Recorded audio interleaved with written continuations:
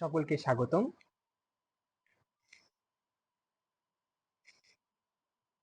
আজকে ইনকিলাব শিক্ষা ও সাংস্কৃতিক সংসদ কর্তৃক আয়োজিত অ্যানাটমি প্রিকাট সেশনে আমি সুদীপ্ত সাহা তোমাদের সবাইকে স্বাগতম জানাচ্ছি।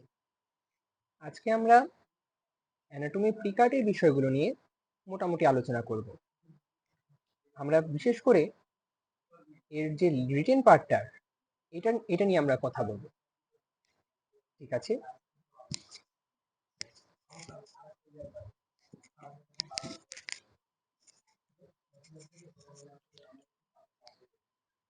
তাহলে আমরা শুরু করি।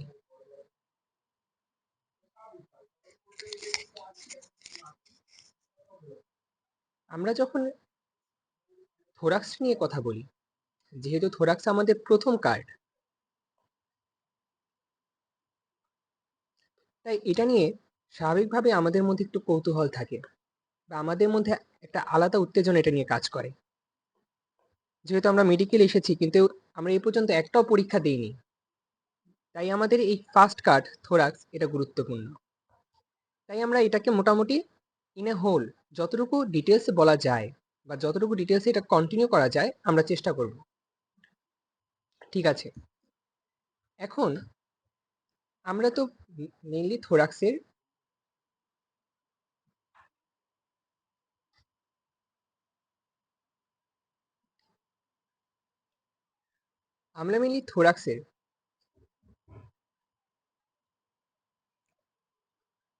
থোরাসিক ইনলেট,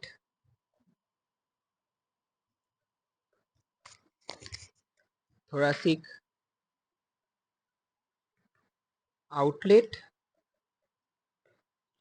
এই বিষয়গুলো নিয়ে মোটামুটি জেনেছি প্রথম দিকে। তাহলে এই সমস্ত জায়গায় আমাদের মেইনলি রিটেনের কোয়েশ্চেনগুলো কি কি আছে চলো আমরা দেখে নিই। প্রথমতই আসি থোরাসিক ইনলেটে। সো যখন আমরা থোরাসিক ইনলেটটা পড়ি তখন আমরা অবশ্যই দেখি যে এখানে আমরা স্টারনামের কথা আসি। সো এখান থেকে আমাদের রিটেনে সাধারণত স্টারনাম থেকে কিছু প্রশ্ন আসে। এর মধ্যে যেরকম রয়েছে, প্রথমত আমরা জানি যে স্টার্নাল অ্যাঙ্গেল এটা একটা খুবই গুরুত্বপূর্ণ একটা জিনিস। সো এই স্টার্নাল অ্যাঙ্গেলের ইম্পর্টেন্স কি, what is the importance of sternal angle, এটা কিন্তু রিটেনের জন্য খুবই গুরুত্বপূর্ণ একটা প্রশ্ন। এটা প্রায়শই রিটেনে চলে আসে। সো স্টার্নাল অ্যাঙ্গেল, এই স্টার্নাল অ্যাঙ্গেলের গুরুত্ব হচ্ছে যে এখানে আমরা দেখতে পাই যে second rib on each side, আমরা যে স্টার্নাল অ্যাঙ্গেলটা একটু কোনোভাবে একটু আঁকি, তাহলে এই জায়গাটাকে আমরা ধরে নিই যে এটা স্টার্নাল অ্যাঙ্গেল। সো এখানে on both side second rib articulates with the sternum.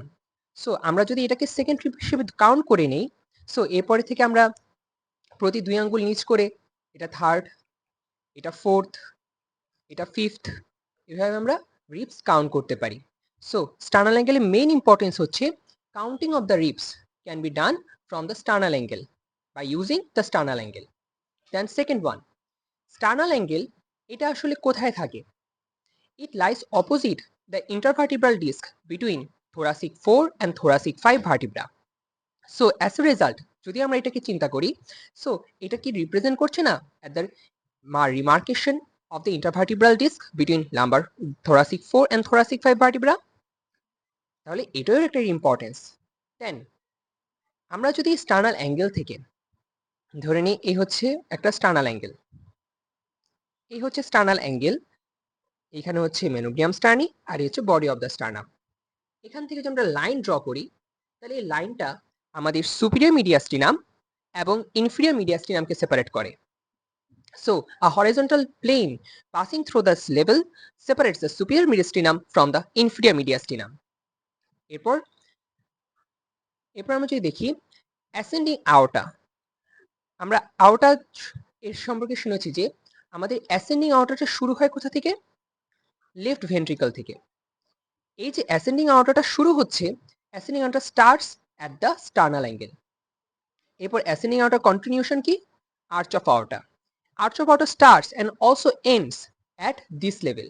তার মানে এটা এখানেই শুরু হয় এবং এটা এইখানেই শেষ হয়। আর descending thoracic aorta begins at this level. তার মানে ডিসেন্ডিং থোরাসিক আওটা এখান থেকে এটা শুরু হচ্ছে মেইনলি। সো এই তিনটা পয়েন্ট আমরা একসাথেই মনে রাখতে পারি যে ascending আওটা ends at this level, arch of the aorta begins and also ends at this level, and descending thoracic aorta begins at this level. এছাড়া আরো ইম্পর্টেন্স রয়েছে, যেমন trachea bifurcates into right and left principal bronchi at the level of the sternal angle. Then upper border of the heart lies at this level. আমাদের যে হার্টের যে upper বর্ডারটা it lies at the level of sternal angle. এবং এর সাথে সাথে আরেকটা গুরুত্বপূর্ণ একটা জিনিস, যে আমরা সবসময় অ্যাজাইগাস ভেইন সম্পর্কে পড়ে থাকি। এই অ্যাজাইগাস ভেইন এটা আমাদের যে root of the right lung এটার উপর দিয়ে আর্চ করে আসে। So azygos vein arches over the root of the right lung and ends into the superior vena cava at this level. So এইগুলো হচ্ছে মোটামুটি স্টার্নাল অ্যাঙ্গেলের ইম্পর্টেন্স। সো আমরা যদি আবার এগুলোকে রিক্যাপিচুলেট করি, প্রথমত for counting ribs as a result of intervertebral disc between thoracic 4 and thoracic 5, and a horizontal plane passing through the sternal angle separates the superior mediastinum from the inferior mediastinum. Ascending aorta ends at this level, arch of the aorta begins and also ends at this level, descending thoracic aorta begins at this level, trachea bifurcates into right and left principal bronchi at this level, upper border of the heart lies at this level, and the ajagus vein arches over the root of the right lung and ends into the superior vena cava at this level. So এইগুলি হচ্ছে mainly আমাদের sternal অ্যাঙ্গেলের importance. এরপর sternal angle থেকে যে প্রশ্নটা করে সেটা হচ্ছে, আমরা বোন ম্যারো অ্যাসপিরেশন করার জন্য আমরা এই স্টার্নামটাকে ইউজ করি, এবং এই স্টার্নামের কোন পার্টটাকে ইউজ করি তোমরা নিশ্চয়ই জানো, যেটার ম্যানোব্রিয়ামটাকে। এবং এই ম্যানোব্রিয়ামে তখন কথা হচ্ছে, ম্যানোব্রিয়ামের আপার পার্টও আছে, লোয়ার পার্টও আছে। তাহলে আমরা কোন পার্টটা থেকে বোন ম্যারো অ্যাসপিরেশন করব, আপার অর লোয়ার? তাহলে নিশ্চয়ই তোমরা উত্তরটা জানো যে আমরা আপার পার্টটা থেকে বোন ম্যারো অ্যাসপিরেশন করি। সো এখানে মেইন কারণটা কি, যে আমরা কেন আপার পার্ট থেকে বোন ম্যারো অ্যাসপিরেশন করি? কারণ আমাদের যে lower part of the sternum এর ঠিক পেছনে পোস্টেরিয়র রিলেশনে থাকে আর্চ অফ দ্য আওটা। এই আর্চ অফ দ্য আওটা এবং তার ওই তিনটা ব্রাঞ্চ, যেটাকে আমরা ইন্টারমিডিয়েটে বলতাম কি B C S, brachiocephalic trunk, left common carotid and subclavian artery. So এই তিনটা ব্রাঞ্চ অফ দ্য আওটা এবং ওর তিনটা যে ব্রাঞ্চেস আছে, মেইন ব্রাঞ্চেস গুলো, এগুলো যদি কোনোভাবে ইনজিউর্ড না হয়, কারণ আমরা তো স্টার্নামকে কি বলি, একটা ফ্ল্যাট বোন, তাই যদি কোনোভাবে এটা অ্যাসপিরেশন করার সময় যে নিডলটা আরো বেশি পরিমাণে পাস করে যায়, তাহলে এর কারণে কিন্তু তখন আমার আর্চ অফ দ্য আওটা বা আন্ডারলাইন স্ট্রাকচারস গুলো ক্ষতিগ্রস্ত হতে পারে। এই জন্য আমরা ঠিক হাত দিয়ে প্যালপেট করে upper part of the manubrium স্টার্নিতেই আমরা বোন ম্যারো অ্যাসপিরেশন করে থাকি। সো যখন তোমাকে রিটেন প্রশ্ন হিসেবে দিবে, তখন অবশ্যই প্রশ্নগুলো তখন গুছায় লিখতে হবে। সো এই যে আমরা গুছায় লিখবো, তখন আমরা এগুলোকে কিভাবে লিখবো, যে প্রথমত the manubrium sterni it is superficial, it lies just beneath the skin, so it can be so আমরা এখান থেকে খুব সহজে বোন ম্যারো কালেক্ট করতে পারবো। It is easy to collect bone marrow from it. Then আরেকটা কথা আছে যে আমরা এখান থেকে red bone marrow throughout the life gain করতে পারি।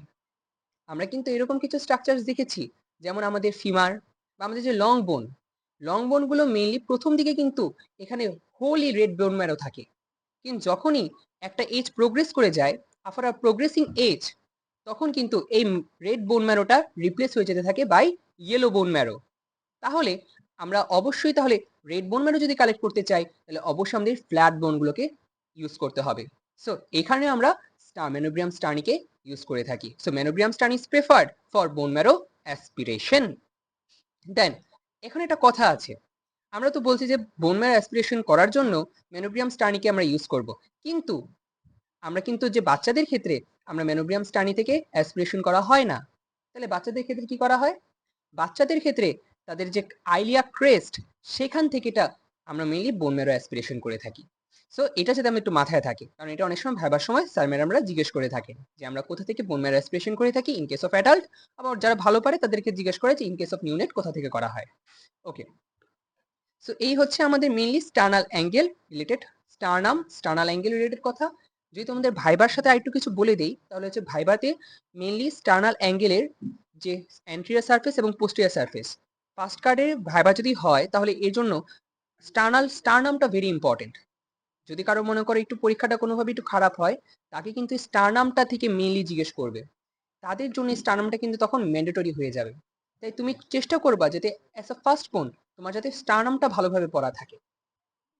তাহলে আমরা এখান থেকে আমাদের স্টারনামের যে অ্যান্টেরিয়র সারফেসে মাসেল অ্যাটাচমেন্ট কি, পোস্টেরিয়র সারফেসে মাসেল অ্যাটাচমেন্ট কি, স্টার্নোকোস্টালিস, স্টার্নোক্লিডোমাস্টোয়েড মাসেল এটা যে যুক্ত হয় এবং এটা যে আমাদের কোথায় যে ইনসারশন হচ্ছে, মোটামুটি এই জায়গা যদি আমরা বলে দিতে পারি, আমাদের মোটামুটি একটা ভালো ইমপ্রেশন তৈরি হয়ে যায় ভাইবার সময়। এরপরে আমরা আসি, আমরা মোটামুটি তার স্টারনাম নিয়ে কথা বললাম। এরপর এখান থেকে আরো রিটেনের যে প্রশ্ন, যেমন এর সাথে সাথে ভাইবার একটা প্রশ্ন হচ্ছে, যদি কার্ডের ভাইবা হয়ে থাকে বা হওয়ার কথা থাকে, তাহলে এখানে থোরাসিক ইনলেট থেকে প্রশ্ন করে যে what are the structures passing through the thoracic inlet. এই থোরাসিক ইনলেটের যেহেতু আমাকে তাহলে এটা আমাকে ভালোভাবে এটা জানতে হবে, এবং এই জন্য মিলিয়ে আমাদের একটা ছবি আছে বিশ্রাম সিং এ, ওই ছবিটা আমি খুবই ফলো করি। আমার এই ছবিটা খুবই ভালো লাগে কারণ ওই ছবিতে খুব সুন্দরভাবে সবগুলো স্ট্রাকচার দেওয়া হয়েছে। তোমরা যদি চাও তাহলে ওই ছবিটা তোমরা বিশ্রাম সিং থেকে দেখে নিও। এরপরে এরপরে আমরা আসি যে এবার আমরা থোরাসিক আউটলেটে চলে আসি। থোরাসিক আউটলেটের মধ্যে আমরা মেনলি কথা বলি ডায়াফ্রাম নিয়ে, এবং এই ডায়াফ্রাম কিন্তু আমরা শুধু ডায়াফ্রাম বলি না, এটাকে আমরা বলি দি ডায়াফ্রাম। সো এখানে আমাদের কথা হয় যে কেন এটাকে আমরা দি ডায়াফ্রাম বলি, কারণ আমাদের শরীরে এরকম অনেক ডায়াফ্রাম রয়েছে, তবে এই যে আমাদের থোরাকো অ্যাবডোমিনাল ডায়াফ্রাম, এটাই হচ্ছে সবচেয়ে বড়, এবং এই কারণে এটাকে আমরা বলি দি ডায়াফ্রাম। তাই চন্দ্রনাম একটা গুরুত্বপূর্ণ একটা প্রশ্ন হচ্ছে, বা তিনি এই প্রশ্নটা করতে পছন্দ করেন যে আমাদের আর কি কি ডায়াফ্রাম রয়েছে। তখন আমরা উত্তর দিই যে আমাদের ইউরোজেনিটাল ডায়াফ্রাম রয়েছে, পেলভিক ডায়াফ্রাম রয়েছে, এগুলো ম্যামের বইতেই তো আশা করি তোমরা ভালোভাবে পাবা। ওকে, এখানে আমাদের রিটেনের কোশ্চেনটা হচ্ছে, এই যে আমাদের যে ডায়াফ্রামের ছবি, অনেক সময় আমাদেরকে structures passing through the diaphragm এটা জিজ্ঞেস করে। দেখা যায় যারা ছবি আঁকে বা এটাকে ছবি দিয়ে অ্যান্সার করে, তারা একটা ভালো নাম্বার পায়। এখন এখানে একটু ভ্যারি করতে পারে যে তোমার এখানে নাম্বার কত আছে। যদি তোমার এখানে মোটামুটি 2 নাম্বার থাকে, তাহলে আমি আশা করি যে তুমি যে স্ট্রাকচারসগুলো পাস করে ওইগুলোর নাম লিখে দিলেই হবে, যে এখানে যে vena caval opening, oesophageal opening, aortic opening, এখানে কি কি স্ট্রাকচার পাস করে, এই কথাগুলো বলে দিলেই মোটামুটি হয়ে যাবে। কিন্তু যদি একটু বেশি হয় বা তোমার হাতে যদি সময় থাকে, তুমি চাইলে ছবিটা এঁকে দিতে পারো। এবং এই ডায়াফ্রামের ছবিটা আসলে আমাদেরকে বলা হয়েছিল যে বিডি থেকে আঁকতে, কারণ এই বিডির ছবিটা এখানে খুব সুন্দর আছে বা স্যার ম্যাডামরা এটা পছন্দ করে। সো এখান থেকে তোমরা ছবিটা আঁকো। এখান থেকে আমরা যে কি কি দেখতে পাচ্ছি আমি একটু ব্রিফলি বলে যাই। যেখানে আমরা একটা সেন্ট্রাল টেন্ডন দেখতে পাচ্ছি, এটা হচ্ছে একটা ফাইব্রাস পার্ট, আর একটা পেরিফেরাল মাসকুলার পার্ট।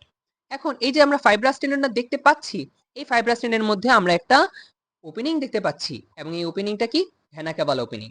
এখন ভেনা ক্যাভাল ওপেনিংটা দেখতে কিরকম, এটা কি রাউন্ডেড? না, এটা হচ্ছে কোয়াড্রিল্যাটারাল। এরপর হচ্ছে ইসোফেজিয়াল ওপেনিং, এটা দেখলে আমরা বুঝতে পারি এটা মোরলেস ওভাল শেপের।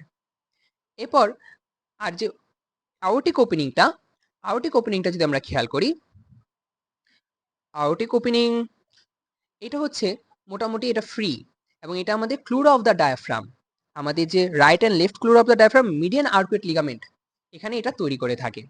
ওকে, সো এখান থেকে তোমার যে বিটি কোশ্চেনগুলো আসবে, প্রথমত আমরা যে ছবিটার কথা বললাম, এরপর হচ্ছে এই যে ওপেনিংগুলো, এগুলো কোন লেভেলে থাকে। ভার্টিব্রাল লেভেল, যেমন এটা থাকে T8, esophageal opening at T10 and aortic opening at T12।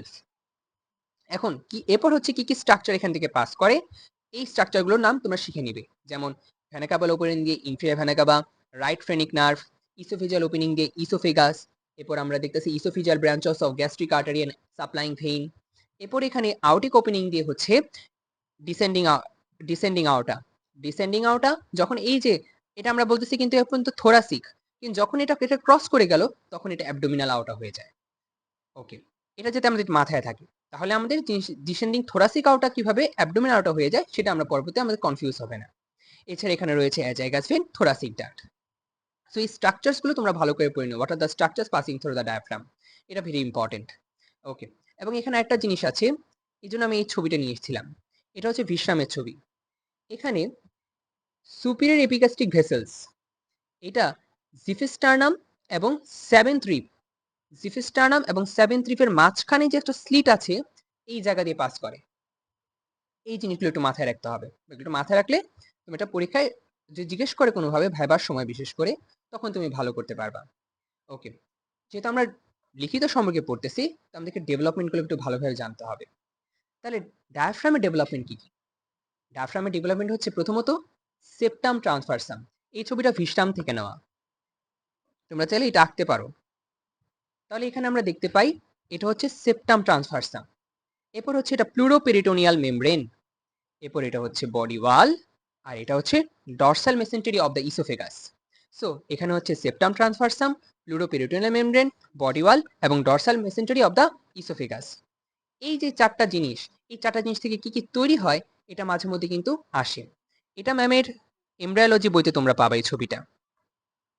এখন এই ছবিটাতে মেনলি এই খুব সুন্দরভাবে পুরো স্ট্রাকচারটাকে এবং এর থেকে কোনটা থেকে কি তৈরি হয় খুব সুন্দরভাবে এটাকে বর্ণনা করা হয়েছে। যেমন দেখো, সেপ্টাম ট্রান্সভার্সাম, এখান থেকে central tendon of the diaphragm.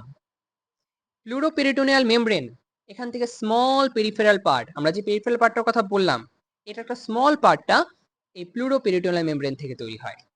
Then ক্লুরা of the diaphragm, আমরা যে রাইট এবং লেফট ক্রাসের কথা বলি, রাইট ক্রাসটা নাম্বার 3 পর্যন্ত আসে, লেফট ক্রাসের নাম্বার 2 পর্যন্ত আসে। তাই যাই হোক, এই যে ক্লুরা অফ দ্য ডায়াফ্রাম সেটা তৈরি হয় dorsal mesentery of the oesophagus থেকে। আর এছাড়া লার্জ পেরিফেরাল পার্ট, এটা তৈরি হয় মেসোডাম অফ দ্য বডি ওয়াল থেকে, মেসোডাম অফ বডি ওয়াল থেকে। সো এই স্ট্রাকচারগুলো তোমরা পড়ে নিও। তাহলে এগুলো পড়ে নিলে মোটামুটি তোমার ডায়াফ্রাম সময়টা ভালো একটা প্রিপারেশন নেওয়া হয়ে যাবে। তো আমরা আবার একটু রিক্যাপিচুলেট করি যে আমরা ডায়াফ্রাম থেকে কি করবো। মিলে আমরা যে ছবিটা আমরা একটু ড্র করব, ওইটা একটা আকার প্র্যাকটিস করব। Then what are the structures passing through the different opening গুলো ভার্টিব্রাল লেভেল কি কি স্ট্রাকচার পাস করতেছে, আবার ওর ডেভেলপমেন্টাল ব্যাকগ্রাউন্ডটা কি, এটা আমরা একটু দেখে নেব। আশা করি এতেই মোটামুটি তোমাদের অনেকটা হয়ে যাবে। ওকে, এর সাথে আমরা যেহেতু রিটেন পার্টটা নিয়ে আলোচনা করতেছি, আমরা একটা স্পেশাল টপিক বা একটা পিবিকিউ টাইপের একটা প্রশ্ন নিয়ে কথা বলি। সেটা হচ্ছে এখানে আমরা হায়াটাল হার্নিয়া নিয়ে কথা বলবো। তাই আমি মনে করি যে তোমরা নিশ্চয়ই হায়াটাল হার্নিয়া পড়ে ফেলেছো। এই হায়াটাল হার্নিয়ার মধ্যে আমরা আমরা যা ডায়াফ্রামে কিছু হার্নিয়া বলতে আমরা কি বুঝি, আমরা মেনে প্রথমে এই কথাটা বলি যে what do you mean by hernia. Hernia হচ্ছে any protrusion of any organ or something else from a weak opening of a body, যেখান থেকে নর্মালি সাধারণত কোনো স্ট্রাকচার পাস করে না বা প্রোট্রুড হয় না। যেমন এখানে একটা গুরুত্বপূর্ণ একটা জিনিস আমি আজকেই দেখে আসলাম আর কি, এরকম আমাদের আজকে ওটি ছিল তো সেই সূত্রে, যে আমাদের যে ইনগুইনাল রিজিয়ন, সেখানে সুপারফিশিয়াল ইনগুইনাল রিং এবং ডিপ ইনগুইনাল রিং থাকে। এটা হচ্ছে ডিপ আর এটা হচ্ছে সুপারফিশিয়াল। অনেক সময় অ্যাবডোমিনাল কন্টেন্ট এই সুপারফিশিয়াল ইনগুইনাল রিং দিয়ে প্রোট্রুড হয়ে যায় এবং তখন এটা ইনগুইনাল ক্যানেল দিয়ে এসে ইন্ডাস স্ক্রোটামে এটা চলে আসে এবং এই বিষয়টাকে আমরা তখন বলি ইনগুইনাল হার্নিয়া। এই ইনগুইনাল হার্নিয়া এখন তোমাদের লাগবে না, কিন্তু এটা ভবিষ্যতে তোমাকে অনেক ভালোভাবে এটা পারতে হবে, বিশেষ করে সেকেন্ড টার্মটা যখন শুরু হবে। সো সেরকম একটা হার্নিয়ার কেস হচ্ছে এইটা।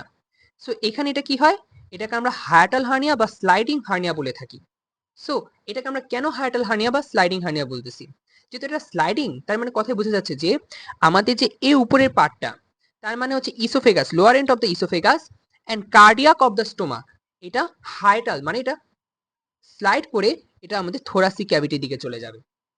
এখানে একটা দেখার বিষয় হচ্ছে শুধুমাত্র anterolateral aspect is covered by peritoneum, যেখানে একটা পোর্শন পেরিটোনিয়াম দিয়ে কভার থাকে না এবং এখানে তখন আরো কিছু জিনিস থাকে, যেমন এখানে কার্ডিয়াক অ্যাঙ্গেল অ্যাবসেন্ট থাকে এবং এখানে হার্ট বার্ন রিলেটেড কিছু সমস্যা দেখা যায়, হার্ট বার্ন। এছাড়া হতে পারে কি, দেখো এখানে যেহেতু স্ট্রাকচারটা কোনোভাবে চেঞ্জ হয়ে গেছে, তো এখানে রিফ্লাক্স হতে পারে, যেটাকে আমরা ইসোফিজাল রিফ্লাক্স বলি। এরকম হার্নিয়া কিন্তু ডায়াফ্রাগমেটিক হার্নিয়ার মধ্যে এই হায়াটাল হার্নিয়া সবচেয়ে কমন। তাই এখান থেকে যদি প্রশ্ন আসে মোটামুটি আশা করি এখন তুমি কিছু কিছু না কিছু অ্যান্সার করতে পারবা। ওকে, সো এখানেই আমি পুরো ব্যাখ্যাটা নিয়ে আসছি, এটা আমি ফিশাম সিং থেকে নিয়েছি, তোমরা এই ব্যাখ্যাটা একটু পড়ে নিও ভালোভাবে, আশা করি তোমরা এটা ভালোভাবে বুঝবে এখন। ওকে, সো আমরা এই পর্যন্ত আমরা পড়লাম মোটামুটি থোরাসিক ইনলেট, থোরাসিক আউটলেট, মানে আমরা সুপারফিশিয়াল স্ট্রাকচারস গুলো, সুপারফিশিয়াল যে বিগিনিংটা মানে বিগিনিং পার্টটাকে আমরা মোটামুটি শেষ করলাম। এরপরে আমরা আসবো আস্তে আস্তে থোরাসিক ওয়ালের দিকে। এই থোরাসিক ওয়ালকে আমরা যখন ওকে, থোরাসিক ওয়াল। থোরাসিক ওয়াল সম্পর্কে যখন আমরা পড়বো, এখানে রিটেনের মেইন কোয়েশ্চেনটা হচ্ছে থোরাসিক ওয়াল, এখানে হচ্ছে ইন্টারকোস্টাল স্পেস, এখানে হচ্ছে ইন্টারকোস্টাল স্পেস সম্পর্কে আমাকে ভালোভাবে পড়তে হবে। সো আমার পরীক্ষায় কী প্রশ্ন হবে? পরীক্ষা আমাদের সাধারণত প্রশ্ন হয়ে থাকে, যেমন এখানে আসে যে write down the structures, write down the boundaries and contents of a typical intercostal space. So এখানে আমাকে ওর বাউন্ডারি এবং কন্টেন্টটা মেনশন করতে হবে। সো যখন আমরা এইভাবে মেনশন করতে চাইব, তখন আমাদেরকে মিলে যখন বাউন্ডারিটা লিখতে হবে, তখন বাউন্ডারিতে আমরা বলতে হবে আমাদেরকে অবশ্যই আপার পার্টটাকে তৈরি করে, লোয়ার পার্টকে তৈরি করে, অ্যান্টেরিয়রলি অ্যান্ড পোস্টেরিয়রলি কারা তৈরি করে। সো আমরা এভাবে আস্তে আস্তে একটু বলি, আমরা যতটুকু মনে করে এখন ছবি দেখে বুঝতে পারবো, আমরা সেভাবে একটু বলবো। তাহলে আমরা উপরের দিকে দেখতে পাচ্ছি upper border is formed by the lower sharp border of the upper rib. Lower sharp border, যদি আমরা এটা আপার রিপ, এর লোয়ার শার্প বর্ডারটা আমাদের আপার রিজিয়নটা তৈরি করতেছে অথবা রুফটা তৈরি করছে। এরপর এখানে নিচের লোয়ার বর্ডারটা তৈরি করছে মেনলি আমাদের নিচের রিপটা। তাহলে এটা আমাদের লোয়ার রিপ। এখন লোয়ার রিপের আমরা জানি লিপের আপার বর্ডার বা আপার সারফেস, এখানে আমরা দুইটা লিপ দেখতে পাই, একটা হচ্ছে আউটার লিপ, একটা হচ্ছে ইনার লিপ। সো এই আমার নিচের রিপটাই আমাদের যে লোয়ার বর্ডারটা তৈরি করতেছে। আর এটা অ্যান্টেরিয়রলি, এখানে আমাদের স্টারনাম থাকবে, দুইটা জায়গায় যে স্টার্নাল নচ, তার মধ্যবর্তী স্টার্নালের যে পার্টটা সেটা থাকবে, আর পেছনের দিকে থাকবে আমাদের করেসপন্ডিং যে ভার্টিব্রাল বডি। সো এই হচ্ছে আমাদের বাউন্ডারি। এটা আমি বলবো যে তোমরা এটা তোমাদের যে মেন বই বিডি অথবা বিশ্রাম থেকে এই স্ট্রাকচারটা ভালোভাবে এটা পড়ে নিবা, কারণ এটা কিন্তু পরীক্ষা আসতে পারে। আবার জিজ্ঞেস করে যে টিপিক্যাল ইন্টারকোস্টাল স্পেস বলতে তোমরা কোনগুলোকে বোঝো? Third, fourth, fifth and sixth. As I can recapitulate that's, এগুলোই হচ্ছে আমাদের টিপিক্যাল ইন্টারকোস্টাল স্পেস। ওকে, এরপরে আসি আমরা টিপিক্যাল ইন্টারকোস্টাল স্পেসের কথা বলো, এবং এখানে আমরা রিটেনের কোয়েশ্চেন হিসেবে যদি বাউন্ডারিসের কথা বলে, তখন আমরা এই ডায়াগ্রামটা আঁকতে পারি। পাশাপাশি যদি আমাদের এখানে কোনো কন্টেন্টসগুলো কথা বলে, তখন কন্টেন্টসগুলোকে, এই কন্টেন্টসগুলো হচ্ছে প্রথমত আমরা মাসেলগুলো তো দেখলামই, যেখানে external intercostal, internal intercostal, innermost intercostal থাকে। এছাড়া এখানে ইন্টারকোস্টাল নার্ভ থাকে, ইন্টারকোস্টাল আর্টারি থাকে এবং ইন্টারকোস্টাল ভেইন থাকে, যেটাকে আমরা কি বলি? VAN, van. যেমন এখানে দেখো, এবং এটাকে আমরা একটা স্পেশাল নামে ডাকি, যেমন এখানে ইন্টারনাল ইন্টারকোস্টাল, এটা হচ্ছে ইন্টারনাল ইন্টারকোস্টাল, আর এটা হচ্ছে ইনারমোস্ট ইন্টারকোস্টাল। এই দুটা মাঝখানের যে প্লেনটা, এই প্লেনটাকে আমরা বলি নিউরোভাস্কুলার প্লেন। Neurovascular plane. এই নিউরোভাস্কুলার প্লেনের মধ্যে আমরা তিনটা স্ট্রাকচার দেখতে পাই, সেটা হচ্ছে VAN, তার মানে কি? Vein, artery, nerve. Intercostal vein, intercostal artery, intercostal nerve. Okay, এরপরে আমরা কি দেখব? আমাদের তাহলে এই টিপিক্যাল ইন্টারকোস্টাল স্পেসটা পড়া হয়ে গেল। থোরাসিক ওয়াল থেকে এরপরে আসে থোরাসিক নার্ভ, ইন্টারকোস্টাল নার্ভের কথা। ইন্টারকোস্টাল নার্ভে কিন্তু ওর ছবিটা the diagram of intercostal nerve, এটা ট্রিপল স্টার একটা কোয়েশ্চেন। ইন্টারকোস্টাল নার্ভের যে ডায়াগ্রামটা, এটা পরীক্ষার সময় শুধু এই ডায়াগ্রামটাই আঁকতে বলে। এই ইন্টারকোস্টাল নার্ভের ডায়াগ্রামটাতে আমাকে আঁকতে হবে। সো আমরা তো জানি যে আমাদের যে স্পাইনাল নার্ভ, সেটা যখন ডরসাল এবং ভেন্ট্রাল র্যামাইতে ভাগ হয়ে যায়, ventral rami of the thoracic 1 থেকে থোরাসিক 11 স্পাইনাল নার্ভগুলোকেই আমরা বলে থাকি ইন্টারকোস্টাল নার্ভ। আর যেটা থোরাসিক 12, সেটাকে আমরা বলি সাবকোস্টাল নার্ভ। এইখানে আমরা ছবিটা আমরা একটু দেখি। সো এইখানে আমি ছবিটা একটু আমরা যদি একটু রিক্যাপিচুলেট করি, যে এটা হচ্ছে আমাদের ডরসাল হর্ন, এটা হচ্ছে ভেন্ট্রাল হর্ন। এই দুটো একসাথে মিলে এই যে আমাদের স্পাইনাল নার্ভ তৈরি করলো। এই স্পাইনাল নার্ভের লেন্থ কতটুকু? এই স্পাইনাল নার্ভের লেন্থ হচ্ছে 1 সেন্টিমিটার। তারপর এটার আমরা দুটো ব্রাঞ্চ দেখতে পাই। এটাকে আমরা কি বললাম? ডরসাল রুট, এটা হচ্ছে ভেন্ট্রাল রুট, আর এটা হচ্ছে স্পাইনাল নার্ভ। এরপর এখান থেকে একটা র্যামাস, ভেন্ট্রাল র্যামাস, এটা হচ্ছে ডরসাল র্যামাস। এই যে আমাদের ভেন্ট্রাল র্যামাস, এটাই তখন আমাদের টিপিক্যাল থোরাসিক স্পাইনাল নার্ভ। ওকে, সো ভাইবার রিটেনের জন্য এর যে ছবিটা, এই রিটেনের জন্য এই ফিগারটা ভেরি ভেরি ইম্পর্টেন্ট। আর এখানে আমরা টিপিক্যাল ইন্টারকোস্টাল নার্ভ বলতে কী বুঝি? যেগুলো টিপিক্যাল ইন্টারকোস্টাল স্পেসে থাকে। এখন টিপিক্যাল ইন্টারকোস্টাল স্পেস কোনগুলো? এগুলো যে সেই স্পেসগুলো, যে স্পেসগুলোতে মেনলি যে সমস্ত স্ট্রাকচার থাকার কথা, ওই স্ট্রাকচারগুলো শুধুমাত্র ওই স্পেসেই কনফাইন্ড। মানে আমি যদি বলি থার্ড ইন্টারকোস্টাল স্পেস, তাহলে ওই স্পেসটাতে যে সমস্ত স্ট্রাকচার আসে সেগুলো ওই জায়গাতেই কনফাইন্ড, সেটা এই জায়গা থেকে আর কোনো জায়গায় যাচ্ছে না। এই জন্য আমরা এটাকে বলে থাকি টিপিক্যাল ইন্টারকোস্টাল স্পেস। ওকে, এরপরে এটা সাধারণত এক্সটার্নাল ইন্টারকোস্টাল থেকে প্রশ্ন করে না। যদি করে তাহলে যদি তুমি উত্তর করতে পারো, সেজন্য আমি এটা একটু লিখে রেখেছি। সো এই জিনিসটাকে তোমরা একটু দেখে নিও। বিশেষ করে এক্সটার্নাল ইন্টারকোস্টালের origin, insertion, nerve supply, action, মোটামুটি তোমরা আশা করি তোমরা এগুলো পারবা। ওকে, এবং এটা আমি মনে রাখা একটা সহজ জিনিস যদি বলি, যেমন আমরা যখন ইন্টারকোস্টাল স্পেসটা পড়েছি, সবার বাড়ির তো এক্সটার্নাল ইন্টারকোস্টাল, তাহলে এটার ক্ষেত্রে আমরা অরিজিনটা কীভাবে বলতে পারি, যে এর অরিজিন হচ্ছে মেনলি প্রথমত lower border of the rib above. তার মানে আমরা দেখতে পাচ্ছি যে এটা lower border of the rib above, সেখান থেকে শুরু হইল, আর এটা নিচে যখন শেষ করবে outer lip of the upper border of the rib below. Okay, এখানে নার্ভ সাপ্লাই কি, ইন্টারকোস্টাল নার্ভ, আর এখানে অ্যাকশন কি, যেটা এলিভেট দ্য রিপস। ওকে, তাহলে যখন এলিভেশন হয়, তাহলে এটা বলো, এটা তোমার কাছে অবশ্যই তোমরা জানো যে এটা ইন্সপিরেশন নাকি এক্সপিরেশনের সময়, অবশ্যই ইন্সপিরেশনের সময়। ওকে, এখানে ওকে, তো আমাদের এভাবে ইন্টারনাল ইন্টারকোস্টাল এবং বাকিটাও তুমি দেখে নিও।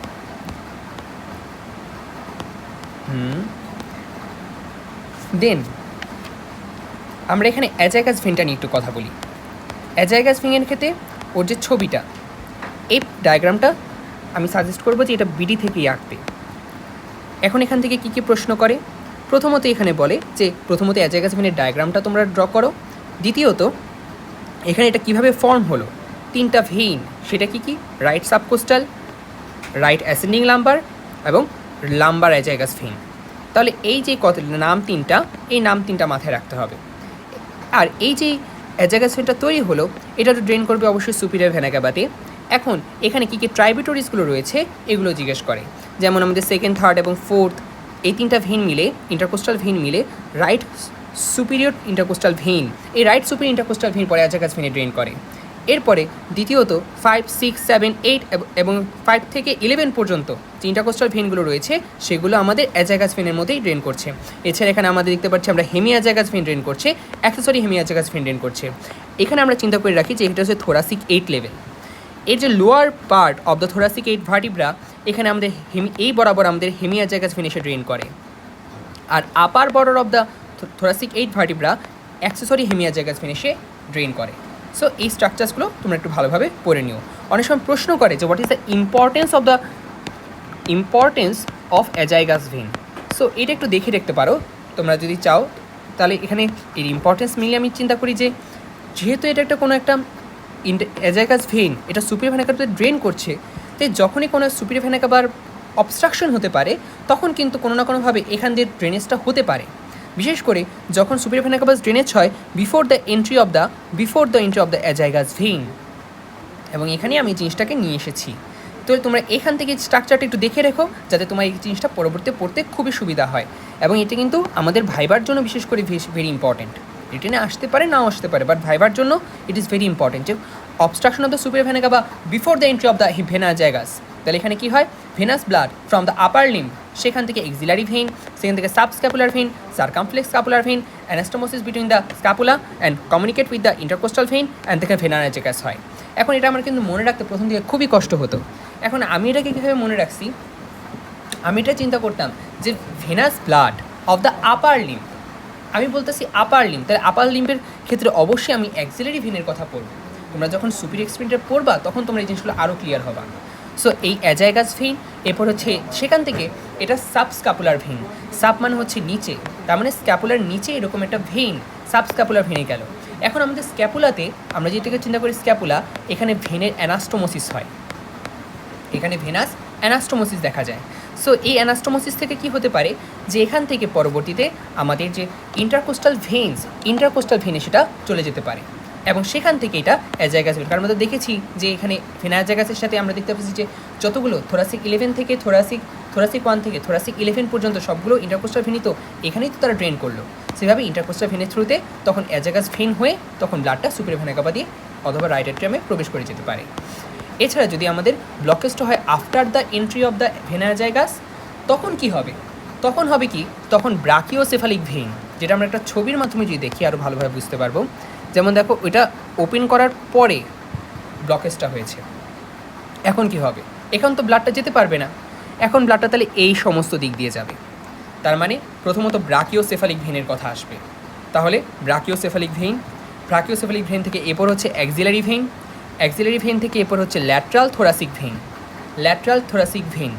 আমি এটাকে মনে রাখতাম LTV দিয়ে। এরপর হচ্ছে থোরাকো এপিগ্যাস্ট্রিক ভেইন, TEV। এরপর সুপারফিশিয়াল এপিগ্যাস্ট্রিক ভেইন। তুমি যখন এই অ্যাবডোমেনটা ভালোভাবে পড়বা, তুমি এই স্ট্রাকচারগুলো সম্পর্কে আরও ভালোভাবে বুঝতে পারবা। তুমি এই নামগুলো আরও বেশি করে পাবা, যে thoracoepigastric vein, superficial epigastric vein. তখন একটা কানেকশন তৈরি হয়ে যায়, যে কানেকশনটা সাধারণত তৈরি হয় না, বা এটা আমাদের শরীরে সাধারণত বন্ধ থাকে, সেই কানেকশনটা তখন এস্টাবলিশ হয়ে যায়। তখন আমাদের গ্রেট স্যাফেনাস ভেইন, সেখান থেকে বাই ফিমোরাল ভেইন, সেখান থেকে ইনফেরিয়র ভেনা কাভা, দেন এখানে হার্ট। তাহলে আমরা তো জানি যে আমাদের দুইটা ভেনা কাভা রয়েছে, একটা হচ্ছে সুপিরিয়র ভেনা কাভা, একটা হচ্ছে inferior vena CAVA. Superior vena CAVA যদি যারা যেতে না পারে, তাহলে অবশ্যই আমাকে ইনফেরিয়র ভেনা কাভা দিয়ে যেতে হবে। এবং এই প্রসেসটা কি, এইটাই এখানে সুন্দরভাবে বর্ণনা করা হয়েছে। যেমন ল্যাটারাল থোরাসিক ভেইন থেকে thoracoepigastric vein, superficial thoracic vein, superficial epigastric vein, great saphenous vein, femoral vein, inferior vena cava, heart. Okay, so আশা করি এটা তোমরা মাথায় রাখবা।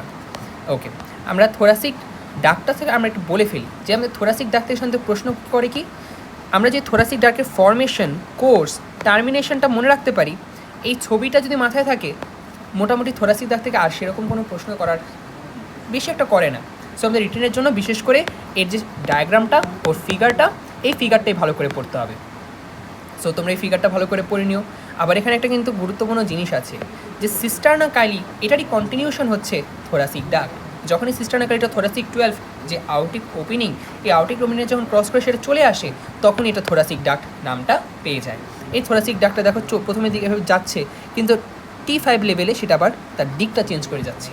এই যে তার দিকটা বা ডিরেকশনটা চেঞ্জ করে এরপর আলটিমেটলি সে কোথায় ট্রেন করতেছে, at the junction of the left internal jugular vein and left subclavian vein, left internal jugular vein and left subclavian vein এর যে জাংশন, সেখানে সেটা ড্রেন করছে। ওকে, সো আমরা মোটামুটি আমাদের যে বিগিনিং পার্টটা, ওইটা আমরা মোটামুটি শেষ করে ফেলেছি। আমরা যদি থোরাক্স থেকে কিছু ভাগে ভাগ করি, থোরাক্সের মেইনলি যে পার্টটা বেশি ইম্পর্টেন্ট, সেটা হচ্ছে হার্ট, লাংস, এই সমস্ত পার্টগুলো। কারণ দেখা যাচ্ছে রিটেনের বেশিরভাগ প্রশ্নে আসে হার্ট, লাংস, ওইগুলো ওরিয়েন্টেড, এবং আমরা বেশিরভাগ সময় এগুলো নিয়ে বেশি একটা কনফিউশনে ভুগি। যে এখন বিশেষ করে ব্রঙ্কোপালমোনারি সেগমেন্ট, এটা আমার জন্য খুবই একটা কঠিন একটা জিনিস ছিল। যখন আমি তোমাদের মতো ছিলাম, তখন আমার মনে হতো যে এটা আঁকতাম, কিন্তু এটা মাথায় থাকতো না। আবার দেখা যেত এক একটা বই এক এক রকম দেখতে লাগে। তখন আমি চিন্তা করলাম যে তখন কী করা যায়, কিন্তু আসলে তখন আমি এটা দেখলাম যে মোটামুটি স্যার ম্যামরা যেটা পছন্দ করে ওইটা আঁকলেই হবে। এবং আমাদের স্যার ম্যামরা মোটামুটি BD 84টাকে বেশি প্রেফার করে। তাই আমরা যে BD থেকে এই ব্রঙ্কোপালমোনারি সেগমেন্টটা আঁকতে পারি, তাহলেই মোটামুটি আমাদের হয়ে যাবে। এখন এটা আঁকাটা একটু আসলে প্র্যাকটিসের বিষয়। আমরা যদি এটাকে একটু রেগুলার প্র্যাকটিসের মধ্যে রাখি, বিশেষ করে ব্রঙ্কোপালমোনারি সেগমেন্টটা, তাহলে আশা করি এটা তখন তোমরা পরীক্ষা হলে যে আঁকতে পারবা।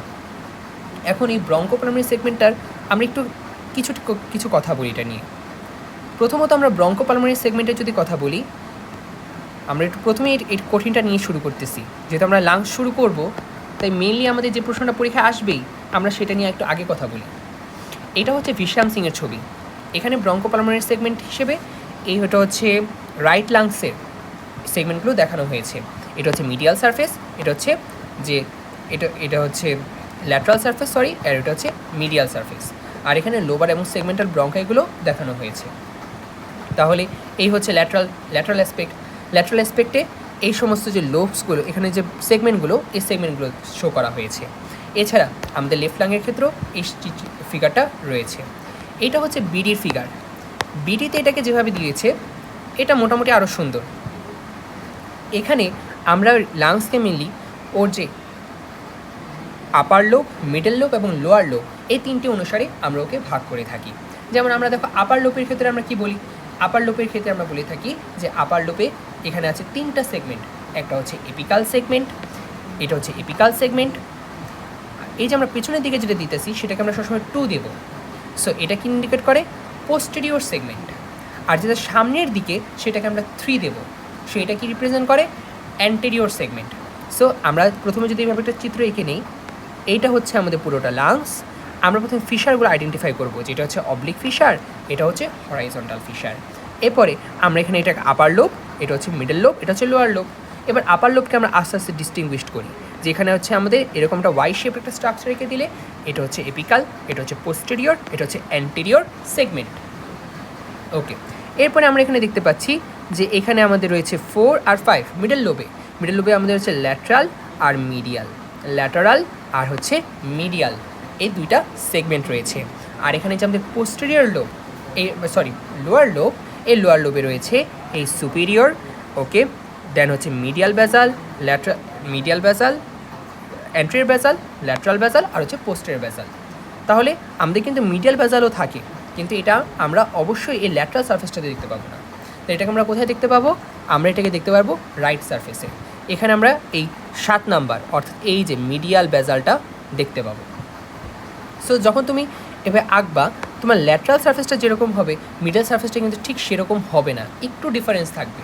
বিশেষ করে যখন আমরা এখানে এরকম আঁকেছি, আমাদের মিডিয়াল সারফেসটা আঁকার সময় আমাদেরকে রুট অফ দ্য লাংসটাকে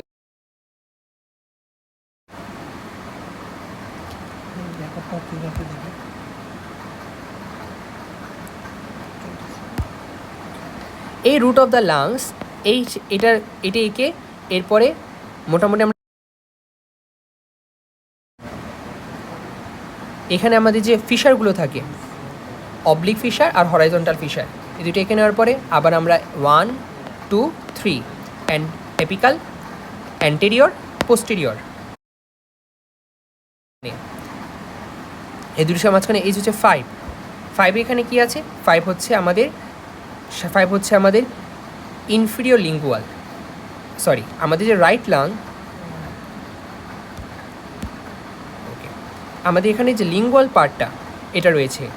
যখন আমরা বিশেষ করে লেফট লাংয়ের কথা বলি, লেফট লাংয়ের ক্ষেত্রে আমরা দুইটা লোব দেখতে পাই, আপার এবং লোয়ার।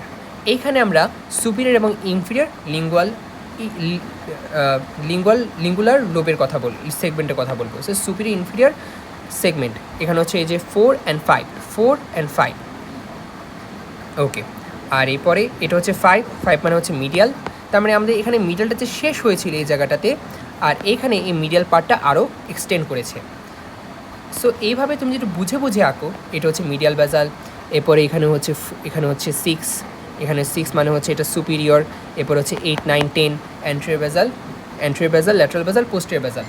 ওকে, সো মোটামুটি এই হচ্ছে আমাদের ব্রঙ্কোপালমোনারি সেগমেন্ট। তাই আমরা চেষ্টা করব বিডি থেকে এই চিত্রগুলো বারবার প্র্যাকটিস করার, এবং এই বক্সটা সহ যদি আমরা বক্সটা সহ আঁকি, মোটামুটি আমাদের তো সাধারণত দুইটা একসাথে আসে না, হয় আমাদেরকে বলবে শুধু রাইটটা আঁকো অথবা শুধু লেফটটা আঁকো। সো তখন আমরা প্রশ্নটা অ্যান্সার করতে পারবো। সো এখানে আমাদের মেইন প্রশ্নটাই হচ্ছে যখন আমরা bronchopulmonary segment, okay, bronchopulmonary segment of right lung, left lung or both lung, এটা সাধারণত দিয়ে থাকে। এরপর হচ্ছে ব্রঙ্কোপালমোনারি সেগমেন্ট কি, এটা একটা প্রশ্ন করতে পারে। এছাড়া এরপর হচ্ছে আমাদের ব্রঙ্কিয়াল ট্রি, এটা একটা গুরুত্বপূর্ণ একটা জিনিস। ব্রঙ্কিয়াল ট্রি থেকে সাধারণত প্রশ্ন কী করে, যে ব্রঙ্কিয়াল ট্রির স্ট্রাকচারটা ড্র করতে বলে, এবং এই স্ট্রাকচারটা তখন ডেসক্রাইব করতে বলে। এটা হচ্ছে ভিশ্রাম সিংয়ের ছবি, এবং এটা খুব সুন্দরভাবে এটা ডেসক্রাইব করতে পারে। এখানে আমরা প্রিন্সিপাল ব্রঙ্কাস, সেখান থেকে lobar bronchus, segmental bronchus, terminal bronchus, lobular bronchus, conducting bronchus, terminal bronchiole 1 centimetre, সেখান থেকে রেসপিরেটরি ব্রঙ্কিউল, অ্যালভিউলার ড্রাগ, atrium, alveolar sac, alveoli. So এই হচ্ছে মেনলি আমাদের ব্রঙ্কিয়াল ট্রি। আমরা কিন্তু এই ব্রঙ্কিয়ালটা ভালোভাবে যদি রিটেনের জন্য এঁকে নিই, আমাদের একটা প্লাস পয়েন্ট হিসেবে কাজ করবে, কারণ এটা থেকে অনেক সময় স্যার ম্যাডামরা ভাইবার সময় তো প্রশ্ন করবেই, এছাড়া এর সময় রিটেনের সময় প্রশ্ন হয়ে থাকে। ওকে, এরপরে আমরা যে দেখো এই স্ট্রাকচারটিটা আমরা মাথায় রাখবো কেন, এখানে আমরা রাইট এবং লেফট প্রিন্সিপাল ব্রঙ্কাটা দেখতে পাচ্ছি, যেখানে মিডিয়ান প্লেনের সাথে বা মিডিয়ান লাইনের সাথে right principal bronchus 25 degree angle তৈরি করছে, left principal bronchus 45 degree angle তৈরি করতেছে। সো আমরা দেখতে পাচ্ছি যে it is more in line, that is the right principal bronchus, যার কারণে কোনো ইনফেকশন বা it is prone two, right lung is prone two more and more infection. এটা কিন্তু অনেক সময় যে অনুধাবনমূলক প্রশ্ন হিসেবে আসতে পারে, মানে আমাদের যে কোয়েশ্চেনগুলো থাকে ওই কোয়েশ্চেন হিসেবে 2 মার্কের কোয়েশ্চেন হিসেবে 2.5 মার্কের কোয়েশ্চেন হিসেবে চলে আসে। সো এই সমস্ত প্রশ্নগুলো যেমন sternal angle is an important landmark, এরপর হচ্ছে right lung is prone to infection, okay, এই সমস্ত প্রশ্নগুলো একটু আমরা দেখে নেব। ওকে, এখানে আমি ব্যাখ্যাটা দিয়ে দিয়েছি যে কেন এটা হচ্ছে। ওকে, আর এখানে ক্লিনিক্যালি যে কী হয়, aspiration of foreign bodies by right principal bronchus, এটা একটু তোমরা একটু এখানে দেখে নিতে পারো। ওকে, রাইট এবং লেফট ব্রঙ্কাস এটা দুটো পার্থক্য আমরা এর সঙ্গে দিয়ে দিয়েছি, এটা আমরা বেশি করবো না। এবং এখানে right bronchus, right lung is more prone to infection. Okay, আরেকটা এখানে জিনিস আছে যে এখানে ব্রঙ্কিওজেনিক কার্সিনোমা এটা মেটাস্টেসিস করে কিভাবে, একটা আর্টেরিয়াল রুট থাকে আর একটা ভেনাস রুট থাকে। সো আমরা জানি যে কোনো কার্সিনোমা মেটাস্টেসিস করার মানে হচ্ছে সেটা ছড়িয়ে পড়া। এখন এই ব্রঙ্কিওজেনিক কার্সিনোমা ছড়িয়ে পড়তে পারে আইদার আর্টেরিয়াল অথবা ভেনাস রুটের মাধ্যমে। ওকে, তাহলে দেখো কী কী আর্টেরিয়াল রুটের মাধ্যমে যেটা হয়, তাহলে এটা হচ্ছে lung capillary, pulmonary vein, left atrium, left ventricle, aorta, infracarotid, vertebral arteries এবং ব্রেইন। আর যদি সেটা ভেনাস রুটের মাধ্যমে হয় তাহলে bronchial vein, azygos vein, external vertebral venous plexus, internal vertebral venous plexus, caudal venous plexus, সেখান থেকে ব্রেইন। ওকে, সো এই জিনিসটা আমরা একটু মাথায় রাখবো, এটা ভাইবার জন্য বিশেষ করে। ওকে, এরপরে আমরা এখানে একটা lymphatic drainage of the lung, এটা আমাদের হয়তো বা এটা এখন তোমাদের যতটুকু লাগবে জানি না, কিন্তু এটা কিন্তু আমাদের প্রফ পরীক্ষার সময় টানা কোয়েশ্চেন হিসেবে এটা রয়েছে যে আমাদের প্রফ পরীক্ষার নিয়ম হচ্ছে যে তোমাকে যে কোনো একটা স্ট্রাকচার, ধরো তোমাকে একটা ভিসেরা দেবে, একটা বোন দেবে, ওইটার সম্পর্কে তোমাকে বলতে হবে। ওকে, এই প্রশ্নগুলো সাধারণত আমরা আগে থেকেই আমাদের কাছে থাকে, বিশেষ করে এই পিডিএফগুলো আমরা আগে থেকে বড় ভাই থেকে নিয়ে থাকি সাধারণত। ওকে, এখানে আমাদের লিম্ফ্যাটিক ড্রেনেজ ব্যাখ্যা করতে বলে, যেমন আমাকে আমার প্রফ পরীক্ষার সময় জিজ্ঞেস করেছে যে lymphatic drainage of the lower lymph এটা ডেসক্রাইব করতে, তেমনই lymphatic drainage of the lungs আসতে পারে, আর্টারি সাপ্লাই হিসেবে সাধারণত রেকটাম বা এই ধরনের জিনিসগুলো, artery supply of the heart চলে আসে। সো এই জিনিসগুলো খুবই গুরুত্বপূর্ণ। সো এখানে আমরা এই জিনিসটাকে মার্ক করেছি কেন, কারণ এটাকে আমরা হাইলার লিম্ফ নোডস বলে থাকি। এই হচ্ছে হাইলার লিম্ফ নোডস, যেটাকে ব্লঙ্কো পালমোনারি নোডস, এটা কিন্তু ক্লিনিক্যালিও গুরুত্বপূর্ণ।